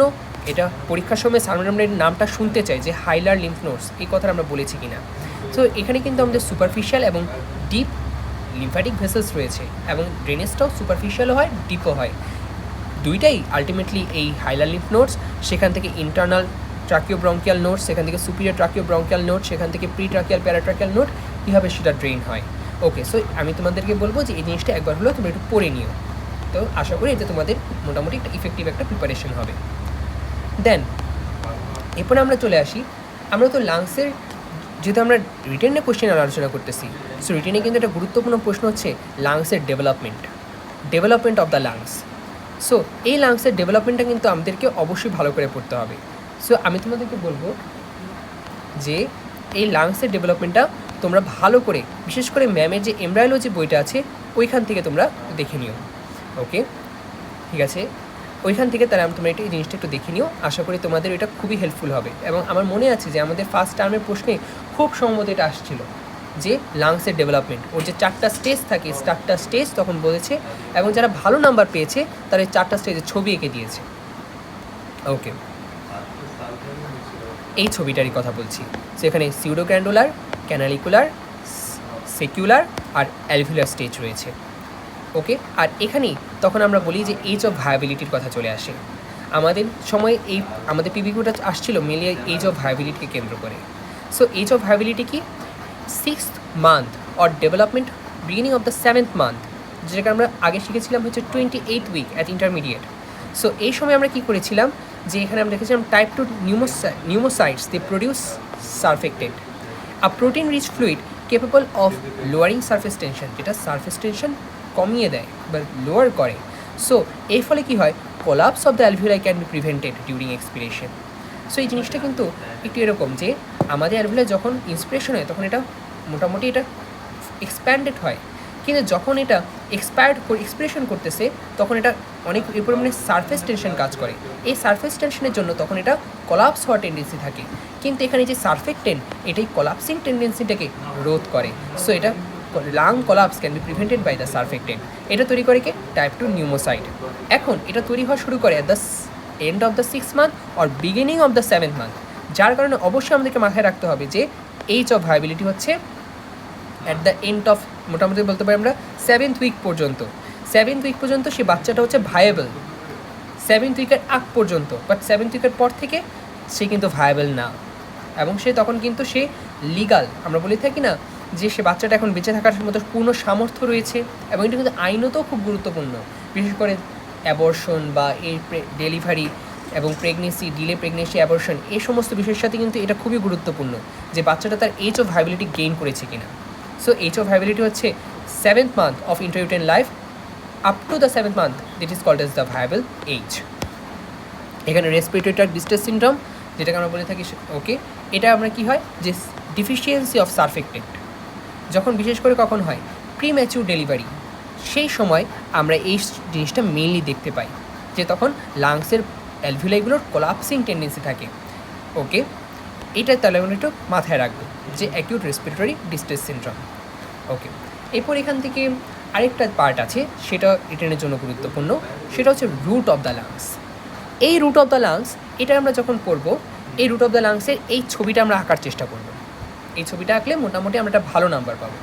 আমরা তো জানি যে এখানে কী কী স্ট্রাকচার যায়, যেটা আমরা খুব সহজে মনে রাখি, সেটা হচ্ছে VAB, ভ্যাব। তার মানে ফ্রম বিফোর ব্যাকওয়ার্ড যদি বলি তাহলে হচ্ছে ভেইন, আর্টারি, ব্রঙ্কাস। আর যদি আমরা ফ্রম অ্যাবভ ডাউনওয়ার্ডস বলি তাহলে এখানে হচ্ছে eparterial bronchus, pulmonary artery, hyparterial bronchus, infra pulmonary vein in the right side. আর যদি আমরা লেফট সাইডে দেখি, লেফট সাইডের রুট অফ দ্য লাং, এখানে হচ্ছে pulmonary artery, left principal bronchus এবং ইনফ্রা পালমোনারি ভেইন। সো এই জিনিসগুলো মেনলি আমরা একটু এই প্রশ্ন রিটেনের জন্য ইম্পর্টেন্ট। সো এটা একটু তোমরা একটু এঁকে নিও বা এটা একটু ড্র করার চেষ্টা করতে হবে। ওকে, সো এই হচ্ছে মোটামুটি আমাদের লাংস থেকে যে সমস্ত রিটেনের প্রশ্নগুলো হয়ে থাকে সাধারণত। ওকে, এছাড়া কিন্তু আরও কিছু প্রশ্ন হয়, যেমন আমরা লাংস থেকে কিন্তু যে দেখেছি যে এখানে লাংসের দুইটা যে প্লুরা, তার দুইটা পার্ট, একটা হচ্ছে প্যারাটাল প্লুরা, একটা হচ্ছে ভিসেরাল প্লুরা। এখন প্যারাটাল প্লুরা আর ভিসেরাল প্লুরা পার্থক্য কী, এটা প্রশ্নে আসতে পারে। আবার অনেক সময় আসে কি যে দ্য প্যারাটাল প্লুরা, ওর কী কী লেয়ার্স আছে। এই ছবিটা আমি রেখেছি আমার কাছে। What are the layers of parietal pleura? এই যে, সো এখানে কী কী আছে এই ছবিটা আঁকার চেষ্টা করো। এখানে cervical pleura, mediastinal pleura, costal pleura আর হচ্ছে ডায়াফ্র্যাগমেটিক প্লুরা রয়েছে। ওকে, এখন এরপরে কি আছে, এখানে আমাদের কোস্টো ডায়াফ্র্যাগমেটিক রিসেস আর কোস্টো মিডিয়াস্টিনাল রিসেস। এখন দেখা যায় কি যে আমাদের যখন কোনো পাস জমা হয় সাধারণত এই কোস্টো ডায়াফ্র্যাগমেটিক রিসেসে জমা হয়। আমি যখন আমার ফার্স্ট টার্ম চলছিল তখন আমাকে এরকম একটা এক্স রে দেওয়া হয়েছিল, এবং এই এক্স রে দেখে আমাকে বুঝতে বলা হয়েছিল যে এই কন্ডিশনটার নাম কি। তখন এই কন্ডিশনটা আসলে ছিল প্লুরাল ইফিউশন, কিন্তু ওই ছবিটা দেখে আমি সুন্দরভাবে তখন বুঝতে পারিনি। কিন্তু এখানে দেখো মেইন আমার যে সমস্যাটা হয়েছিল বা এখানে মেইন যে পার্টিকুলার পয়েন্টটা, তোমরা একবার শুধু চিন্তা করো যে এই জায়গাতে যদি ফ্লুইড জমা হতে থাকে তাহলে এই যে অ্যাঙ্গেলটা অ্যাকিউট হিসেবে আছে, এই অ্যাঙ্গেলটা তখন এরকম একটু ডিস্টর্টেড হয়ে যাবে। এই অ্যাঙ্গেলগুলো সেরকম একটু ডিস্টর্টেড হতে পারে একই সাইডে অথবা বস সাইডে। সো তখন এটা কিন্তু একটা লাং প্লুরাল ইফিউশন নির্দেশ করে। সো এই জিনিসটাকে আমরা একটু মাথায় রাখবো, ঠিক আছে? এরপর হ্যাঁ, এখানে আমাদের ক্যারিনার স্ট্রাকচারটা দেখতে পাচ্ছি। এই ক্যারিনা কিন্তু খুব গুরুত্বপূর্ণ একটা স্ট্রাকচার, বিশেষ করে যখন কারো লাং কার্সিনোমা হয় তখন তার এই ক্যারিনাটা ডিস্টর্টেড হয়ে যায়। এবং এর কিন্তু স্যার ম্যামরা জিজ্ঞেস করে যে অনেক সময় এই প্রশ্নটা করে থাকে যে what is the importance of corona. Okay, so এই হচ্ছে মোটামুটি আমাদের লাংস থেকে রিটেন প্লাস ভাইবা ওরিয়েন্টেড তোমাদের আরও কিছু পড়তে হবে, অ্যানাটমিক্যাল পয়েন্টস, ওকে কীভাবে ধরতে হবে, এরপর ওর দুইটা রাইট এবং লেফট লাংসের মধ্যে দুইটা কম্পারেটিভ ডিফারেন্সেস, কোনটার মধ্যে লিঙ্কগুলো দেখা যায়, কোনটাকে কীভাবে তুমি আইডেন্টিফাই করবা, এক্সেট্রা এক্সেট্রা, এগুলো তোমরা একটু ভালো করে তখন পড়ে নিও। বিশেষ করে ওর ইমপ্রেশনগুলো, যে ভার্টিব্রাল সার্ফেসে কী ইমপ্রেশন থাকে, মিডিয়াল সার্ফেসে কী ইমপ্রেশন থাকে, এগুলো একটু দেখে নিও। ওই সার্ফেসে ইমপ্রেশনগুলো অনেক সময় দেখবে ভাইবার জন্য ভেরি ইম্পর্টেন্ট, ঠিক আছে? আপাতত আমরা এখন তাহলে আবার আমরা হার্টে চলে যাই। হার্ট থেকে আমাদের যে প্রশ্নগুলো গুরুত্বপূর্ণ, আচ্ছা হার্টের আগে আমরা মিডিয়াস্টিনামটা একটু তাহলে শেষ করে যাই। মিডিয়াস্টিনামটা মোটামুটি ছোটো, তবে পরীক্ষা এটা থেকে প্রশ্ন হয় এবং এটা নিয়মিতই এখান থেকে প্রশ্ন হয়। এখান থেকে প্রশ্ন কীভাবে হয় যে মিডল মিডিয়াস্টিনাম, সুপিরিয়র মিডিয়াস্টিনাম আর রেয়ারলি পোস্টেরিয়র মিডিয়াস্টিনাম। বিশেষ করে মিডল মিডিয়াস্টিনাম এবং সুপিরিয়র মিডিয়াস্টিনাম দুইটা গুরুত্বপূর্ণ। সো তোমরা যদি দুইটার বাউন্ডারি, কন্টেন্ট এবং এটা যে ছবিটা শিখে নাও, আলটিমেটলি মোটামুটি তোমাদের ওইটা ভালো একটা প্রিপারেশন হয়ে যাবে। আমি আশা করি মোটামুটি এই দুইটা যদি তুমি করে নাও, মোরলেস তোমার মিডিয়াস্টিনাম থেকে আর সেরকম কোনো সমস্যা হবে না। আশা করি তুমি সেখান থেকে অ্যান্সার করতে পারবা। ওকে, এখানে আমি যে ছবিগুলো দিয়েছি এগুলো ফিশটাম থেকে মিললি। তুমি যদি চাও বিশেষ এই ধরনের এই ছবিগুলো তুমি একটু আঁকার চেষ্টা করে নিও। মোটামুটি এগুলো যদি এঁকে নিতে পারো তাহলে তোমার হাতটা চলে আসবে আর তোমার এখানে কষ্ট হবে না। আর এখানে এক্সরে থেকে আমরা অনেক সময় মিডিয়াস্টিনামটা আমরা বুঝে থাকি, যেমন এটা একটা ল্যাটারাল ভিউ। এখানে দেখো মোটামুটি আমরা এখানে ধরে নিয়েছি যে এটা হচ্ছে স্টার্নাল অ্যাঙ্গেল। এখান থেকে আমরা লাইন ড্র করেছি, তার মানে এর উপরে হচ্ছে সুপিরিয়র মিডিয়াস্টিনাম, এর নিচে হচ্ছে ইনফিরিয়র মিডিয়াস্টিনাম। এই ইনফিরিয়র মিডিয়াস্টিনামটা তিনটা ভাগে ভাগ করলাম। কীভাবে? এই কার্ডিয়াক শ্যাডোটা দেখে। এই কার্ডিয়াক শ্যাডোটা যেখানে আছে সেটা হচ্ছে মিডল, এর সামনে যেটা আছে সেটা হচ্ছে অ্যান্টেরিয়র, আর এর পিছনে যেটা আছে সেটা হচ্ছে পোস্টেরিয়র। ঠিক আছে, এরপর আমরা আরও ভিতরে আসি। হার্টের রিটেন কোয়েশ্চেন হিসেবে একটা প্রশ্ন খুবই ইম্পর্টেন্ট, সেটা হচ্ছে রাইট অ্যাট্রিয়াম। এই রাইট অ্যাট্রিয়ামের ক্ষেত্রে ওর interior of the right atrium, এইটা পরীক্ষায় প্রায়শই এটা রিটেন হিসেবে আসে। ওকে, সো এই প্রশ্নটা তুমি একটু দেখে নিও। এই interior of the right atrium এটা অবশ্যই ভালোভাবে প্র্যাকটিস করতে হবে। এরপর এটা ভালোভাবে প্র্যাকটিস করলে এখানে যে আমরা স্মুথ পার্ট এবং রাফ পার্ট পাই, এবং এখানে স্মুথ পার্টই বেশি জিনিসগুলো ওপেন করে, এই জিনিসগুলো একটু বেশি গুরুত্বপূর্ণ। আবার এখানে ট্রায়াঙ্গেল অফ কচ, যদি ভাই কেউ ভালো পারে তাহলে তাকে সাধারণত এই কচ, ট্রায়াঙ্গেল অফ দ্য কচ, এই ইম্পর্টেন্স কী, যেখানে অ্যাপেক্সের দিকে এভি নোট থাকে, এক্সেট্রা এই জিনিসগুলো জিজ্ঞেস করে থাকে। ওকে, সো এই জিনিসগুলো আমাদের ভাইবা ওরিয়েন্টেড বা রিটেনের জন্য same type of importance pair করে। সো এই ছবিটা আমরা সবাই প্র্যাকটিস করে নেব। দেন হচ্ছে আর হ্যাঁ, এখানে যে আমরা স্মুথ পার্ট এবং রাফ পার্ট, এটা ডেভেলপমেন্টাল ব্যাকগ্রাউন্ড অনুসারে আমি বলেছি। আমি জানি না তোমাদের ডেভেলপমেন্টটা পড়ানো হয়েছে কিনা, বাট হার্টের ডেভেলপমেন্টটা পড়লে তুমি জিনিসগুলো আরও সহজে রিকগনাইজ করতে পারবা। ওকে, স্মুথ পার্টকে আমরা সাইনাস ভেনেরাম আর রাফ পার্টকে আমরা অ্যাট্রিয়াম প্রপার বলে থাকি। ওকে, এরপর হচ্ছে আমাদের যে ভেন্ট্রিকেল, এখানে ছবিটা পুরোপুরি আসেনি, ঠিক আছে। তারপরে এই ছবিটা আমি ভিশাম সিন থেকে নিয়েছি, তুমি যদি চাও এই ছবিটা যদি দেখে নিও। Interior of the right ventricle, এখানে সাধারণত জিজ্ঞেস করতে পারি যে প্যাপিলারি মাসেল, এটা রিটেন ওরালের জন্য বলতেছি, যে এখানে প্যাপিলারি মাসেল ইম্পর্টেন্স কী, এইখানে যে আমাদের যে কাস্পগুলো আমরা দেখতে পাই, আর এখানে যে কর্ডা টেন্ডেনি থাকে। আবার এটা অনেক কিন্তু হার্ট ফেলিয়ারের ক্ষেত্রে এই প্যাপিলারি মাসেল একটা রোল রয়েছে, বা এখানে এটার কথা আছে। এটা কিন্তু তুমি যদি বইটা থ্রু আউট পড়ো তাহলে মোটামুটি তুমি জিনিসগুলো পাবা। আবার এখানে মডারেটর ব্যান্ড বা সেপ্টো মার্জিনাল ট্রাবেকুলাম, এই জিনিসগুলো যে রয়েছে, এবং এটা কী করে, right bundle of the right bundle of the His এটা কনভি করে, এবং এটা গুরুত্বপূর্ণ কারণ over distension of the right ventricle এটা সে প্রিভেন্ট করে। সো এই জিনিসগুলো তুমি একটু পড়ে নিও। ওকে, রাইট অ্যান্ড লেফট ভেন্ট্রিকেল একটা কম্পারেটিভ ডিফারেন্স দেখানো হয়েছে, এবং আমরা এখানে একটা রিটেনের কোয়েশ্চেন আসে যে left ventricle is more thicker than the right ventricle. এই কোয়েশ্চেনটা খুবই একটা ইম্পর্টেন্ট কোয়েশ্চেন। সো লেফট ভেন্ট্রিকেলটা কেন বেশি থিকার হয়?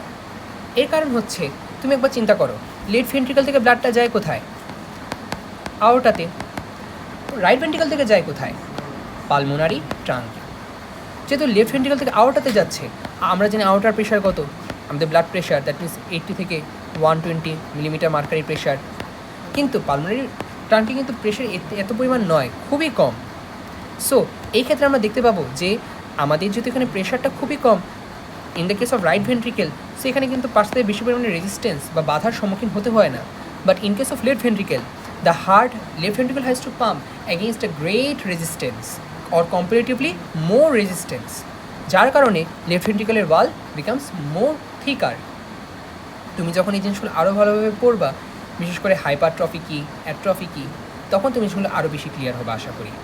ওকে, এরপর conducting system of the heart সাধারণত পরীক্ষায় সেভাবে আসে না, তবে যদি এসে পড়ে তাহলে এর জন্য আমি বলবো যে এই নোটগুলোর নাম যাতে যাতে মনে রাখতো। মোটামুটি SA node, AV bundle, right and left branches of the His, Purkinje fibre, এতটুকু পড়লে মোটামুটি হয়ে যাবে। রিটেনে হার্টের আর্টারি সাপ্লাই পোর্শনটা কিন্তু ট্রিপল স্টার হিসেবে আছে, এটা রিটেনের জন্য ভেরি ভেরি ইম্পর্টেন্ট। এখন এটার জন্য দেখা যায় যে একটা প্রত্যেকটা বইয়ে এক একভাবে এই ছবিটাকে রিপ্রেজেন্ট করে। বিশেষ এটা হচ্ছে ভিশরামের ছবি, এটা হচ্ছে বিশ্রাম থেকে নিয়েছি আমি। এই ছবিটাতে মোটামুটি খুব সুন্দরভাবেই যে দেখো right coronary artery, left coronary artery, পাশে এখানে ভাগ করে দেখানো হয়ে গেছে যে কোথা থেকে কোনটা আসতেছে। অ্যান্ট্রি আউটিক সাইনাস, সেখান থেকে আসতেছে লেফট করোনারি, সেখান থেকে আসতেছে এই অ্যান্ট্রি আউটিক সাইনাস, এখান থেকে যে কোন কোন করোনারি আর্টারিগুলো আসতেছে এই জিনিসগুলোকে খুব সুন্দরভাবে এখানে দেখানো হয়েছে। ওকে, সো তুমি এই হার্টের জন্য তুমি এই স্ট্রাকচারটা প্র্যাকটিস করতে পারো, অথবা এর থেকেও সুন্দর হচ্ছে একে দত্তের যে ছবিটা আছে, বিশেষ করে একে দত্তের যে নোটটা আছে, এই নোটটা কিন্তু খুবই একটা এফিশিয়েন্ট একটা নোট। বিশেষ করে হার্টের আর্টারি সাপ্লাইয়ের জন্য একে দত্ত থেকে কিন্তু খুবই একটা ভালো। তুমি এখান থেকে যদি পড়ো, দেখো রাইট করোনারি আর্টারি, এটা অ্যারাইজেস ফ্রম অ্যান্ট্রি আউটিক সাইনাস, এবং তুমি যে এটাকে থ্রু আউট করতে থাকো, তুমি এটার সম্পর্কে একটা ভালো ডিটেলস পাবা। এবং এটা খুব সুন্দরভাবে এখানে right coronary artery, left coronary artery, ওর এখানে রাইট করোনারি আর্টারি কীভাবে সাপ্লাই দিতেছে এটাকে তারা সেগমেন্ট হিসেবে ভাগ করে দেখাইছে। যেমন এখানে দেখো, এখানে আমরা দেখতে পাচ্ছি যে এখানে কী কী second segment, branches of the second segment, branches of the first segment, এভাবে থ্রু আউটলি এটাকে তারা ডিসক্রাইব করেছে।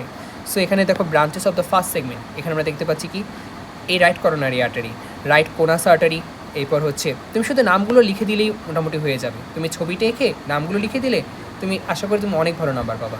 রাইট এন্ট্রি ইন্টারভেন্টিকুলার আর্টারি, আবার দেখো সেকেন্ড সেগমেন্ট থেকে right posterior ventricular MI, posterior interventricular branch. তো আমরা জানি পোস্টেরিয়র ইন্টারভেন্ট্রিকুলার ব্রাঞ্চ কোথা থেকে আসে, সেটা হচ্ছে রাইট করোনারি আর্টারি থেকে আসে। ওকে, সো আর লেফট করোনারি আর্টারি সেটা কী করে, সেটা হচ্ছে অ্যান্ট্রি ইন্টারভেন্ট্রিকুলার ব্রাঞ্চটা দিয়ে থাকে। ওকে, সো এই লেফট এবং রাইট করোনারি আর্টারি ওর যে মেন ব্রাঞ্চ, তুমি ছবিটা এঁকে ওর ব্রাঞ্চগুলোকে জাস্ট তুমি লিখে দিবা। সো এইটাই হচ্ছে মোটামুটি, এর থেকে বেশি আর রিটেনের জন্য লাগবে না। আর এরপরে হচ্ছে ভেনাস ড্রেনেজ থেকে যদি বলি, তাহলে হচ্ছে করোনারি সাইনাস। এছাড়া আগে একটা একজন জিনিস আছে, সেটা হচ্ছে করোনারি প্রিডমিনেন্স। কার ক্ষেত্রে কীরকম, বেশিরভাগ মানুষ কী হয়, রাইট করোনারি প্রিডমিনেন্স হয়। তার মানে পোস্ট ইন্টারভেন্ট্রিকুলার আর্টারিটা রাইট করোনারি আর্টারি থেকে আসে।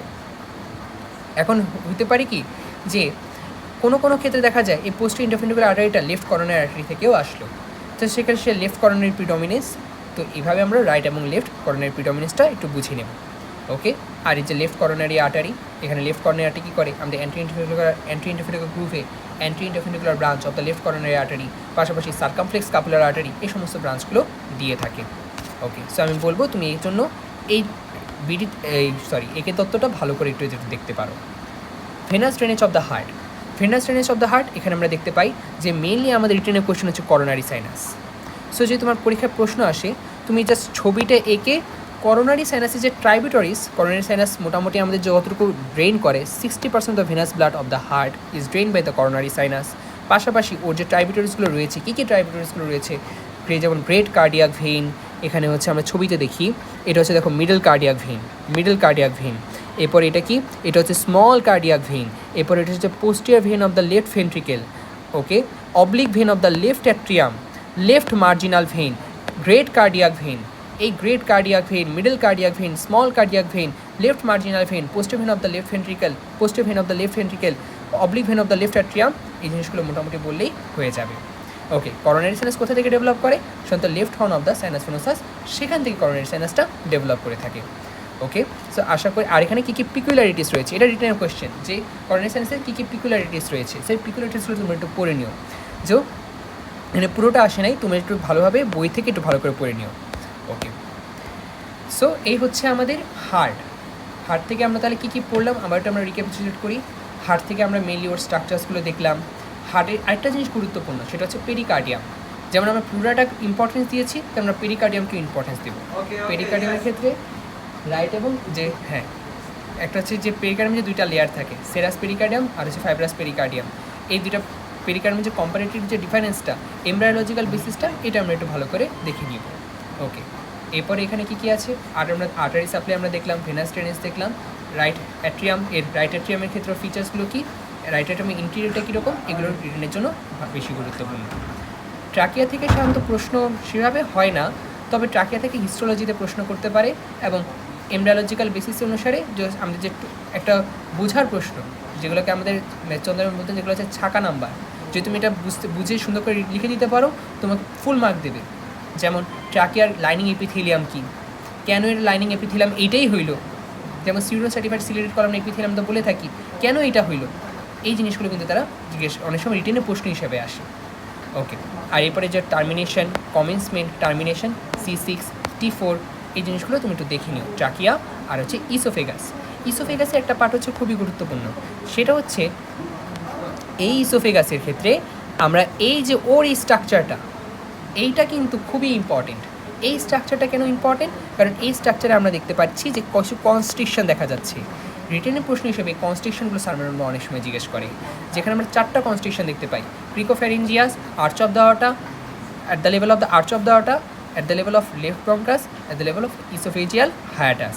So এখানে আমরা প্রথম দেখতে পাচ্ছি cricopharyngeus 6 inches, arch of the aorta 9 inches, left line, এরপর হচ্ছে লেফট ব্রঙ্কাস 11 ইঞ্চিস। তাহলে দেখো 6, 9, 11, 16। তাহলে দেখো 6, 6-এর পরে হচ্ছে 9, 9-এর পরে হচ্ছে 11, 11-এর পরে হচ্ছে 16। মানে এখানে দেখো ডিফারেন্স হচ্ছে 3, এখানে 3, এরপরে হচ্ছে 2, এরপরে হচ্ছে আবার 4।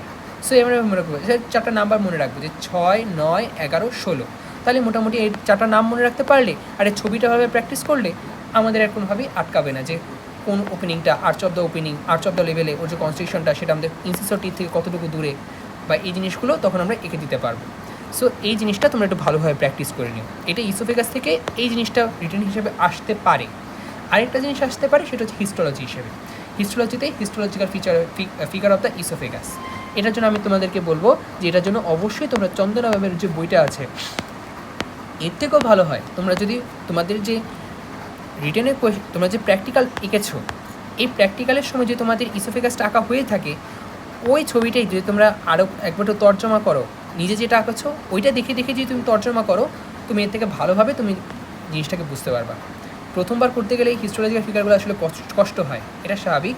তবে তুমি যদি আরও সময় দাও বা একটু আগে আঁকা থাকে, তাহলে তোমার জন্য এটা ইজিয়ার হবে। এছাড়া ট্রাকিয়ার কথা তো আমরা বললামই যে ট্রাকিয়া এটা ইম্পর্টেন্স বা ওয়েদার। ট্রাকিয়ার সম্পর্কে ট্রাকিয়ার হিস্টোলজিক্যাল ফিগারসটা তুমি একটু চেষ্টা করো যে আঁকার, যদি তোমাদের এটা পরীক্ষা বলে থাকে। ওকে, এছাড়া লাংস এটা ভেরি ইম্পর্টেন্ট, ওর হিস্টোলজিটাও গুরুত্বপূর্ণ।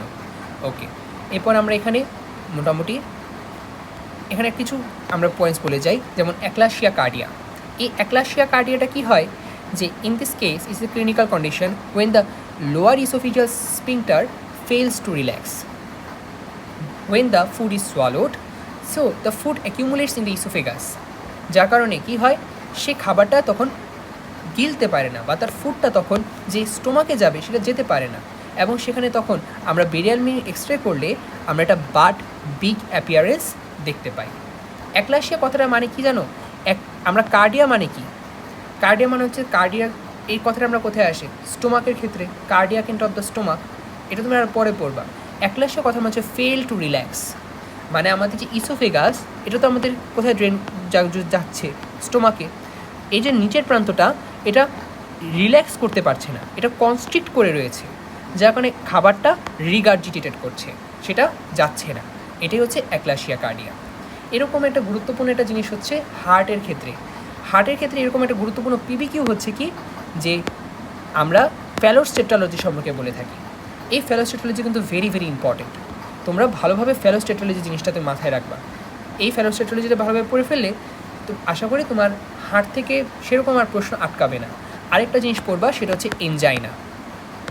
এনজাইনা পার্টটাও ভেরি ইম্পর্টেন্ট, পিবিকিউ হিসেবে আসতে পারে। ওকে, আর পিবিকিউ হিসেবে আসলে এনজাইনা যে হয়, এখানে জিজ্ঞেস করতে পারে যে এনজাইনার ক্ষেত্রে পেনটা কোথায় হয়। আমরা বলে থাকি এনজাইনার পেন হয়ে থাকে medial aspect of the arm and forum. তাই জিজ্ঞেস করতে পারে যে কেন middle aspect of the arm এবং ফোরামই হয়।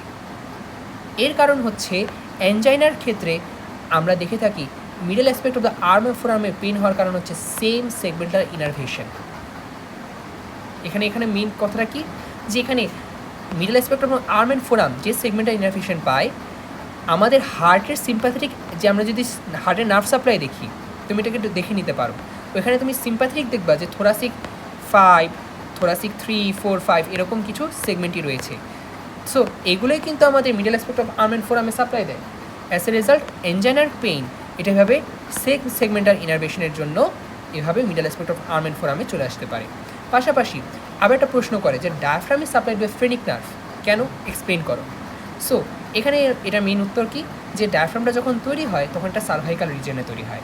এটা তখন সার্ভাইকাল যে রুটগুলো থাকে C5, C6, C7 এই রুটগুলোই তখন যেটা আবার নিচে নেমে আসবে। এখন নিচে নেমে কেন আসে? কারণ তখন আমাদের নেকটা তখন ডিস্টেনশন হয়, হার্টটা তখন ডিসেন্ড করে, বা যে উপরের স্ট্রাকচারগুলো যখন নিচে নামতে থাকে। সো এই যে সার্ভাইকাল রিজনে প্রথম দিকে ডি ডায়াফ্রাম তৈরি হলো, সেটা থোরাক অ্যাবডোমিনাল ডায়াফ্রাম হয়ে যায়। এই থোরাক অ্যাবডোমিনাল ডায়াফ্রাম তখন তোর নার্ভ সাপ্লাইটা একসাথে নিচে নিয়ে আসে, ক্যারি করে নিয়ে আসে। অ্যাজ এ রেজাল্ট তখন কী হয়, আমাদের যে ডায়াফ্রামের ক্ষেত্রে diaphragm is supplied by phrenic nerve, এই জন্য আমরা বলে থাকি। ওকে, আবার একটা প্রশ্ন করে যে ফাইব্রাস পার্ট অফ দ্য কী জানি central tendon of the diaphragm এবং আমাদের যে হার্ট, এই সেন্ট্রাল টেন্ডনের উপরেই তো আমাদের হার্টটা বসা থাকে, তাহলে এটারও কিন্তু ফ্রেনিক সেম নার্ভ সাপ্লাই রয়েছে। সো এই ধরনের পিবিকিউর প্রশ্নগুলো আমি আশা করি তুমি এগুলো পারবা যদি তুমি ভালোভাবে পড়ো, অথবা তুমি যদি ডিউর প্রশ্ন ব্যাংকটা যদি একটু সলভ করে থাকো বা এই প্রশ্নগুলো একটু দেখে থাকো, তুমি এখানে এরকম কিছু প্রশ্ন পাবা। ওকে, আরেকটা জিনিস গুরুত্বপূর্ণ, সেটা হচ্ছে হার্টের ডেভেলপমেন্ট। তোমাদের হার্টের ডেভেলপমেন্ট পড়ানো হয়েছে কি না এটা তোমরা একটু দেখে নিও। যদি পড়ানো না হয় তাহলে লাগবে না, কিন্তু যদি পড়ানো হয়ে থাকে তাহলে হার্টের ডেভেলপমেন্টের সময় প্রিমিটিভ হার্ট টিউব, এটার ডেভেলপমেন্টটা very very important. Primitive heart টিউবের ডেভেলপমেন্ট কিন্তু পরীক্ষায় আসে, যে হোয়াট ইজ ডেভেলপমেন্ট, এটা আমাদেরকে আঁকতে হয়, এবং এটা আমরা বারবার এটে গেছি পরীক্ষা আমাদের প্রফেশন, এটা খুবই খুবই ইম্পর্টেন্ট একটা কোয়েশ্চেন ছিল। ওকে, সো এরপরে আমরা কিছুটা এমব্রায়োলজিতে চলে যাই। এমব্রায়োলজিতে এখন আসি। এমব্রায়োলজিতে আমাদের মেন পার্টটাই টপিকটা হচ্ছে গ্যামেটোজেনেসিস। গ্যামেটোজেনেসিসের মধ্যে কী কী রয়েছে? স্পার্মাটোজেনেসিস, ওজেনেসিস, এই জিনিসগুলো। আমাদের সময় স্পার্মাটোজেনেসিসকে খুবই একটা ইম্পর্টেন্ট রোল দেওয়া হয়েছে, মানে এটা পরীক্ষার জন্য খুবই গুরুত্বপূর্ণ। স্পার্মাটোজেনেসিসের ক্ষেত্রে ওর যে ফিগারটা, এই ফিগারটা তোমরা ভালো করে প্র্যাকটিস করবা, যে কীভাবে স্পার্মাটোজেনেসিস হচ্ছে, স্টেপস অফ স্পার্মাটোজেনেসিস, আর এরপরে স্পার্মিওজেনেসিস যে হয়, এই স্পার্মিওজেনেসিসটার যে পার্টগুলো রয়েছে। ওকে, স্পার্মাটোজেনেসিস এবং এই যে স্পার্মিওজেনেসিস। ওকে, ছবিগুলো একটু ভেঙে ভেঙে গেছে, তুমি বই থেকে দেখলে তুমি আসলে ভালোভাবে বুঝতে পারবা। ওকে, স্পার্মিওজেনেসিসের সময় জিনিসগুলো হয় যেমন condensation of nucleus, formation of head, neck, middle piece and tail, shedding of most of the cytoplasm as residual body that is phagocyte by Sertoli sales.